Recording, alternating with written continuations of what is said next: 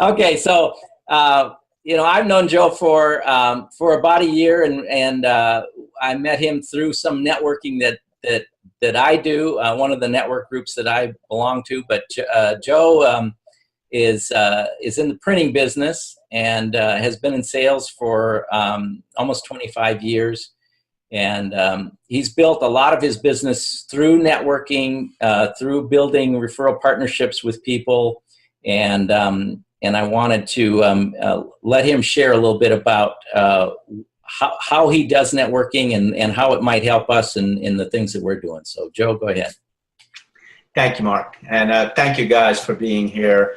Just to give you a little background on myself, I have been in sales for probably about 25 years now. And when I first got into sales, I honestly didn't realize that what I was doing was sales. I worked in the printing industry. I was lucky enough to own a computer at home. It was, one of those little Apples. This is before they fired Steve Jobs the first time. And I would go to drive around town, going to small print shops and just saying telling the people there that I had a computer and that I could do some graphic design for them. And 20 years ago, that was, that was something special. Not too many people were lucky enough to have computers. And so I was a self-taught graphic designer, but I was also a self-taught salesman. I started off doing cold calling, and I got a lot of business that way. Now, had somebody told me that I needed to go out and start doing cold call sales, I would have told them that they were out of their mind. But the thought of it would have scared me. But I didn't really even realize that that's what I was doing on my own. So but what happened was I eventually got into doing printing sales. And over time started to do real estate sales in downtown Brooklyn. And I'm going to tell you, if you ever go sell real estate in downtown Brooklyn, New York, you're selling against some of the toughest salespeople in the United States of America, I'll tell you now. And so I ended up going back into printing sales. And I did that for many years, was lucky enough to own my own printing company for several years. And now I'm selling myself as a professional speaker out there. And that's something that's slowly developing. So tell me, Joe, how you got started in this whole networking thing, and how did that come about, and how did you start building those contacts? Well, when I initially started, when I was in selling real estate, was when I realized how important the networking end of developing my business was. And I could just tell you one quick story was I didn't realize the power of my networking until this one particular thing happened with a deal that I was working on. And the seller, they were supposed to have a job completed on a particular date, and they didn't have it complete. And the person that was supposed to be moving into the property, now he was without a place to live. And it was amazing how I found out that the people in my network, I had to quickly start reaching out to all the people in my network to make sure the mortgage didn't get canceled, that the person that was going for the home didn't pull out of it. There's some background noise. Is there a way to cancel that? So like I was saying, so it was in my reaching out to all the different people that I realized how important the networking was. So I started to really work on my connections with people over the years after that. In sales, I found that my connections were the most important thing to helping me grow my business. I find growing my business by word of mouth to be the best, most cost-effective way for me to generate new business. And that's word of mouth. It entails many things, but today we're talking primarily about networking and referral partnerships. But I've got to tell you that has always been the best way for me to generate more business. And cold calling definitely works. But it takes a lot of time. It's time consuming. Sometimes people can be rude, And it does take a lot of time. And what I found with networking is that when I walk into a networking event, I'm walking into a room of people that are almost expecting to talk to me. It's a lot different than when I walk into somebody's office or pick up the phone and call somebody and they weren't expecting that phone call, nor do they want that phone call. So when you go to a networking event, so a typical networking event would be something like a chamber after hours, or something where it's pretty much everybody shows up, and you're with a group of a lot of people, some that are doing the same thing you're doing. How do you go about introducing yourself? How do you go about getting a conversation with somebody? How much time do you spend with somebody? Right. Well, the one thing that I had to learn with the networking is that I can't worry about my competition when they're at a networking event. That's really important, because if I'm focused on what they're doing and who they're talking to, I'm going to end up making myself crazy. And now I'm not going to be focused on building my own business. I'm worried about how they're building their business. And I can't worry about that. I've got to be like a locomotive, just moving forward. So I'm very careful about that. One of the things that I really think is important when it comes to networking, everybody, is that you're very intentional about the networking you're doing. Don't go to places that your target clients are not going to be, just so you can say you went to a networking event. It's very important that you determine who are your target clients and where are they networking. It's so easy to fall into a trap of where we go to networking events where we know our friends are going to be. And then you spend the whole night talking to people that you're friends with instead of talking to people that are going to help grow your business. So it's really important that we don't get caught up in that trap. The other thing that's really important is know what your referral sources are, not just your potential clients, but people that could be referral sources for you. Like Mark, who would be a good referral source for you? Well, it would probably, for me, it might be somebody in the insurance industry and they might be both a referral source and a potential rep. But and then anybody that maybe does recruiting or talks to people. Like I actually had some conversations with one of the insurance companies in town, and about the fact that they hire agents, but that we had a conversation about some of the people that might not be a fit for them might be a fit for me. Well, that would be a good referral source because they're doing the interviewing, and if somebody's not really a fit, but they could say, well, this might be an opportunity to go look over here. So, you would think that they, in some sense, might be competition, but they still might be a good referral source. Another thing I would suggest, if there are associations of, for groups where you could be getting business within those associations, that could be like, trying to fish in a stocked pond.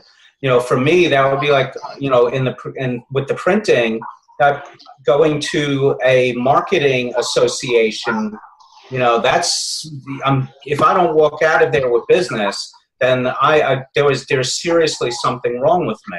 Right. And so if you can determine a good association or associations plural, that where you can go to some of their events, that's just and just walk around and talk to people. And what you want to do is you want to try and help other people. It's important that when we're networking to learn how to not just be so self-focused, but to learn how to ask questions of other people about how we could be helpful to them. Because people, they like to know that somebody else is thinking about them and that we're not just always so self-focused. That's a big issue with a lot of people that at networking events. They think that some people just go there only for themselves. I try to have a connector's mentality, I'm always trying to think of other people and how I can help them, because if I help others, then in turn, others are going to help me down the road. That's just something that I've discovered, and I feel very confident in that. Oh, I think that I mean, it's that whole thing about, it's usually better to give first, and I mean, because people like people who can give you something without asking for something in return necessarily, but then in one sense they feel obligated that, well, I've got this, Joe's giving me a couple of leads, I probably should throw something his way once in a while. And you know what? And I agree. And that definitely is one of the things that happens. But the other thing is that sometimes it's just, there's like, they call it the law of reciprocity, and so maybe you necessarily won't be giving me the business, but there'll be a buzz out there about how, I'm a giver, and it makes other people want to give to me. Right. And that's one of the things that I've found over the years has been very helpful for me, because I am a connector. And so in turn, I have been connected by other people, and sometimes not by the people that I'm giving business to. Yeah. It's coming from other people that I cannot in turn give business to. So it's kind of a circle that seems to come back around to me all the time. So what are some of the things that we shouldn't do when we're networking? Well, before we get into any of the crazy stuff, the number one thing that I tell people not to do when they go to a networking event is to expect that they're going to walk into the networking event and just walk out with business. That's very unusual that you're going to go to one networking event, or maybe even 2 or 3, and get business right away. People generally don't know you, and people need to know, like, and trust you, or at the very least, they need to know and trust you. I do business with a lot of people that I don't like, and I'm sure there are people that do business with me that don't like me, but they know and they trust me, and they know that I'm going to do a good job. So that's very important. And, a lot of people, they go to networking events and they think that they're walking onto the New York Stock Exchange and that they're just going to take orders there. And it just doesn't work that way. You have to be able to, put in some time and get to know people. Another thing that's really important is, despite how, passionate you may feel about certain things, I suggest that you don't ever talk about politics at a networking event unless it's at the Democratic convention or the Republican convention. Other than that, I suggest that you keep politics out of your conversations, and some people will actually try to draw you in. That's just their nature, and if you can avoid that, do that at all costs, because what could happen is maybe that person isn't going to be the one that's affected, but it's other people that are listening to the conversation that could potentially, you could have potentially gotten business from, that are now going to be affected by what they're hearing you say. It's none of their business what your politics are. If you want to talk about that offline later with them, that's fine. Yeah. The other thing that I suggest people not talk about, and it's an easy subject to joke around about, but it's really important that you think about this before you do it, is to not talk about sex. Because a lot of people, they think, it's just kind of an easy thing for them to talk about and make jokes about. But, there are a lot of people that are easily offended by that. So, that's something that I suggest that you stay away from that. And if you can even memorize a couple of clean jokes, when you're with somebody that, you're a new prospect, if you have somebody laughing, people that are laughing are buying. That's something that I was taught by a sales coach many years ago, and you know what? I found that to be true. Yeah. So those are just some of my suggestions on things to do and not to do. And the last one that I would really suggest is, if you can avoid it, don't drink alcohol at networking events, or business after hours and things like that. Because I've seen people who accidentally, they may not have even realized it, but they got a little bombed at a networking event. And, at that point, in my opinion, they might as well have just been handing out their competition's business card to whoever they were meeting, because I'm not going to do business with them, and I think a lot of other people feel the same way when that happens. How do you deal with the exchange of cards? Because you want to get somebody's contact information. Is that, and that's sometimes I see people that'll go in and just, here's my card, here's my card, here's my card, without having a conversation even. Yeah, that's definitely not a good way to do it. You shouldn't be the guy that's just shooting the business cards out all over the place. I do believe that it's important that we do get our business card out to people. I know there are some people who believe that you should never give a business card without it being asked for, and I completely disagree with that, because some people just don't know to ask for the business card. Some people are more nervous than you might be, and so all they're thinking about is getting out of this networking event alive. So I totally disagree with that philosophy of not giving your card. However, I don't believe that we should walk in and just start shooting our card into every hand we meet. I would only suggest that you hand your card to people that you're having a conversation with. And I think it's very important, though, that and I have certain goals that I shoot for of the amount of people at a networking event that I meet before I leave that networking event that day. All right. So then you've got all these cards. What do you do with them?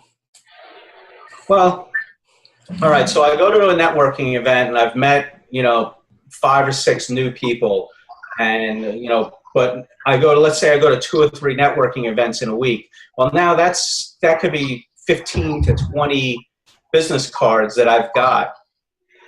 So what I try to do right away when I get back to my office after a networking event is I try to divide those cards up into a stack of 3. And what I have is I have my A prospects, my B prospects, and my C prospects. And I'm going to work in reverse order here. My C prospects are people that, whether I like them or not, it's probably unlikely that we are going to do business with each other. We will, we may see each other at networking events and say hello, but the likeliness of us ever really doing business is very slim. And so, what I do is I make sure I send them an email just saying, hey, it was nice to meet you at the business after hours. I hope to see you again soon. And then I leave it at that. I may send them an email one more time through the year, but I'm not going to do any major chasing with that person. My B prospects are people that there's a much better chance that I'm going to get business from that person, or at the very least, I'll be able to pass them on to some of my referral partners. And so those are people that I want to really take, I want to take them a little more serious. Again, I sent that email to them, the email, nice to meet you. And then I also will send that person, I will suggest that we meet for coffee. And when we meet for coffee, I'm not going to make it one of those people that I'm meeting on a regular basis. So that's my B prospects, but I don't want to spend a lot of time chasing my B prospects, because I want to spend my most premium time with my A prospects. And A prospects are people that are already doing business with other people in my industry, or they may have seemed interested enough that they may want to do business with me right away. Right. So those are the people I really want to focus my premium time with. First thing I do with an A prospect is I send them a handwritten card. I don't want to send them just an email. I want to send them a note card to their, whatever address is on their business card.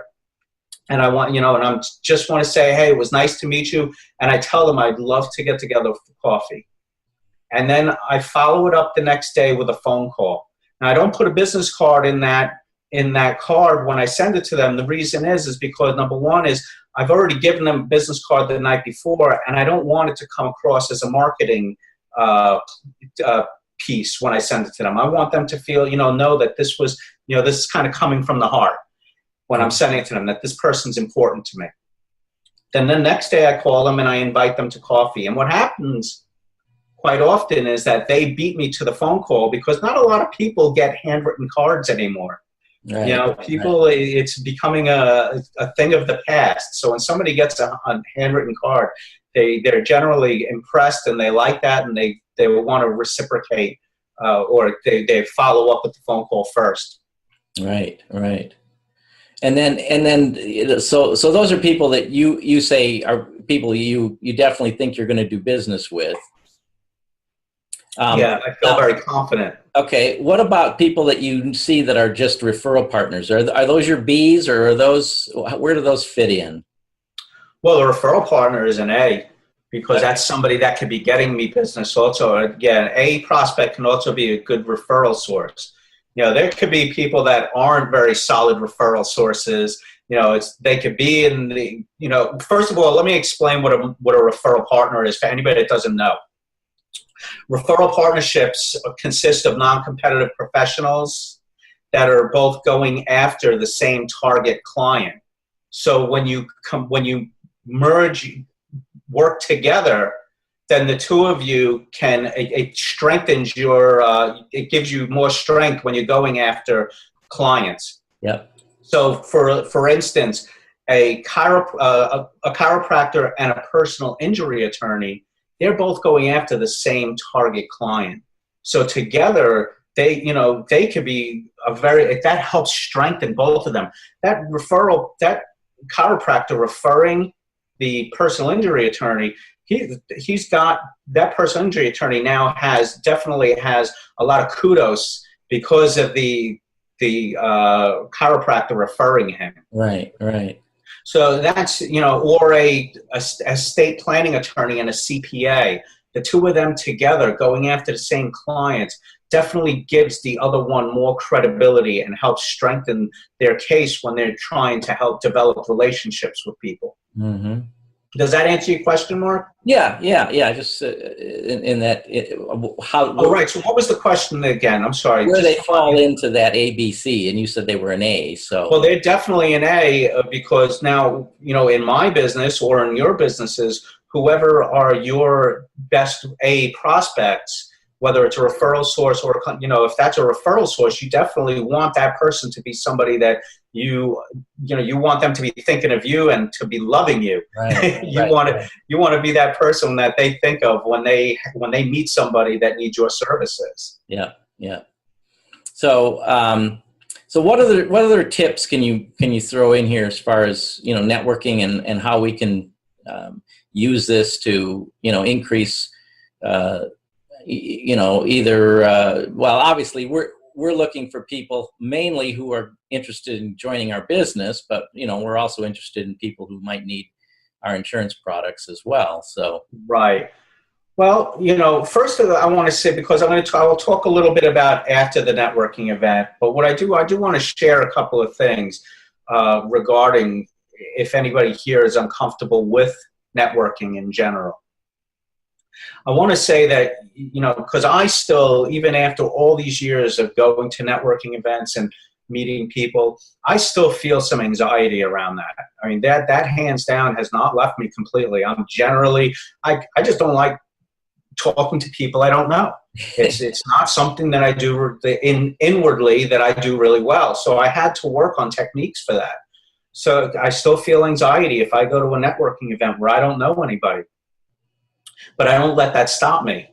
And a lot of other people, they don't go to networking events because they're shy, because they're afraid that they're going to, make a fool of themselves, embarrass themselves, that people are going to look down on the services that they're offering, and the very worst thing that people have told me that they're afraid of is that other people are going to ignore them.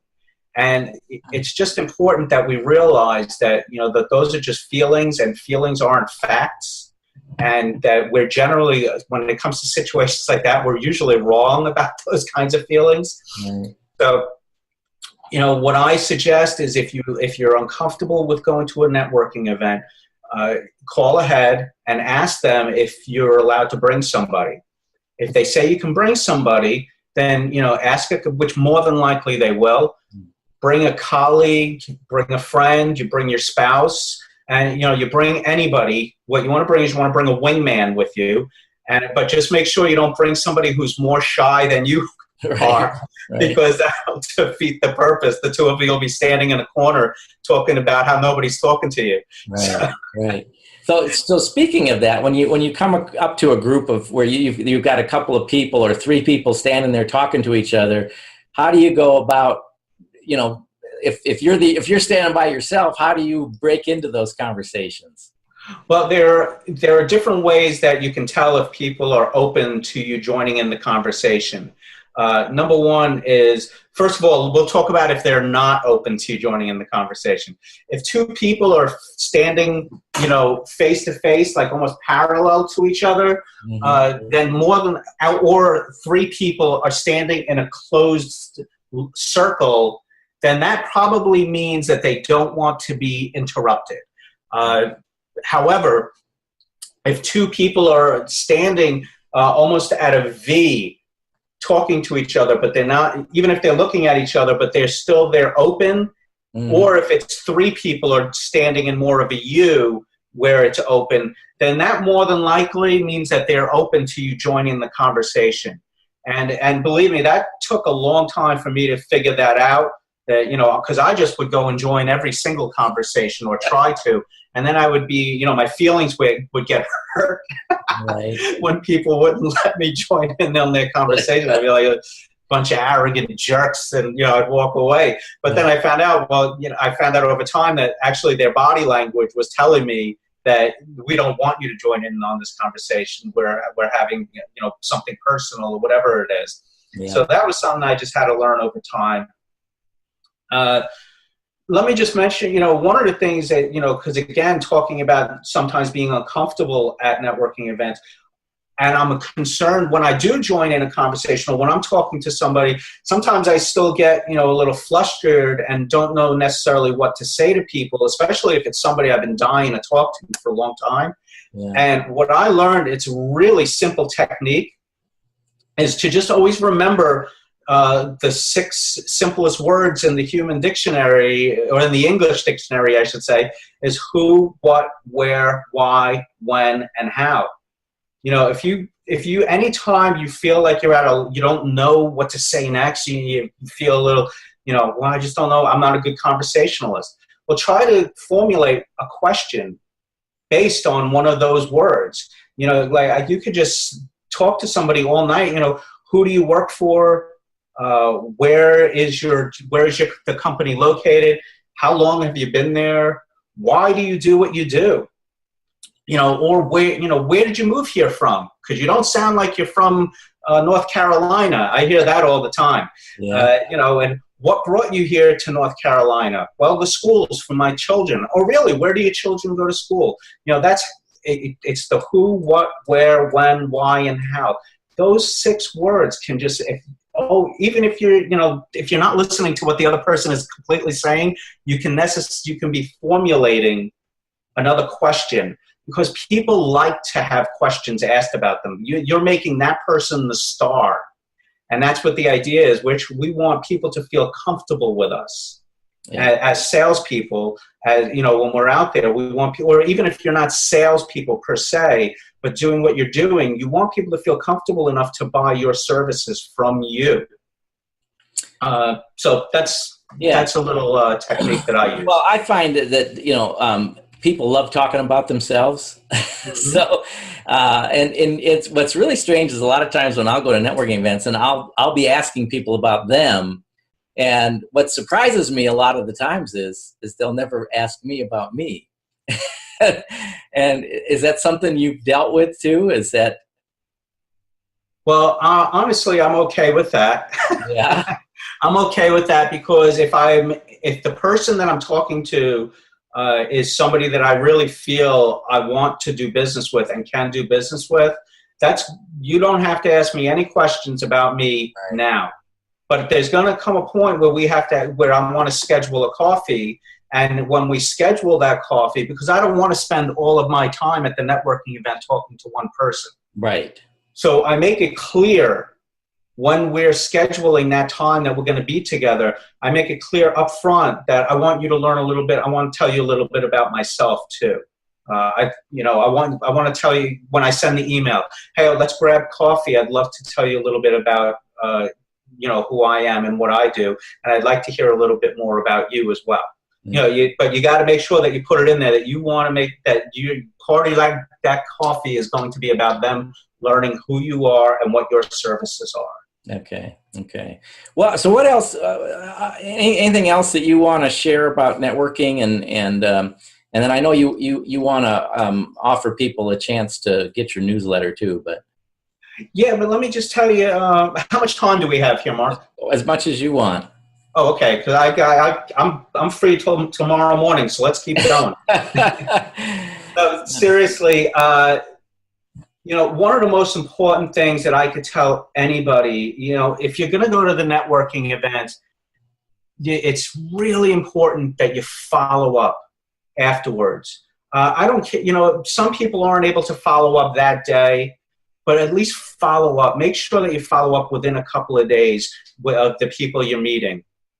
It's just really, because you don't want, number one, you don't want them to forget who you are. And if you follow up with them quickly, and even if you can, just make mention of, hey, it was nice to meet you. I hope everything worked out with your daughter's band concert or something. If you write little notes on the business cards, and then just to follow up. Is so important. I can't express that enough, how important that is. Another thing that I would like to suggest is that if anybody is not using a contact management system already, I really would suggest that you start working with one. And there are free, they're called CRMs, and there are plenty of free ones out there. I use Zoho, which is spelled Zoho. Yep. They have a free CRM platform. I don't know if Mark, we have our own one. Yeah, we have our own CRM, which is okay. Which is built into our system. So it's very, very robust. So I can't express to you enough how important it is. And so what I say is, let's say you've got. I wanted to show you this. One of these stacks of business cards. I've input all of these into my system, but at one time I had about 15 of those stacks of business cards. Right. Number one is if you can get a business card scanner, you can get them right on your cell phone. If you have an iPhone, theirs seems to be the best in comparison to the ones on the Android. But even better, if you have a kid or somebody that can type in the card, type all the information in for you. That's why I suggest that you try and do it per event. Don't let it build up into, where you have a big stack of cards, because doing 5 to 6 cards is much easier than doing 300 to 400 cards. Yeah. The 300 to 400 cards feels a little more overwhelming. 5 to 6 cards you can knock out in 10 to 15 minutes. Joe, do you make an effort to connect with people on LinkedIn after an event like that too? Absolutely.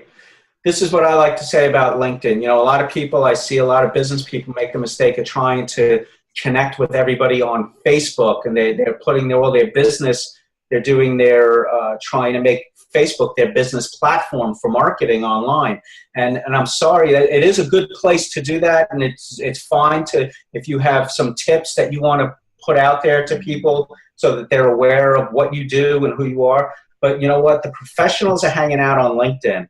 And so when you're meeting somebody at a networking event, you want to definitely try to connect with them online on LinkedIn.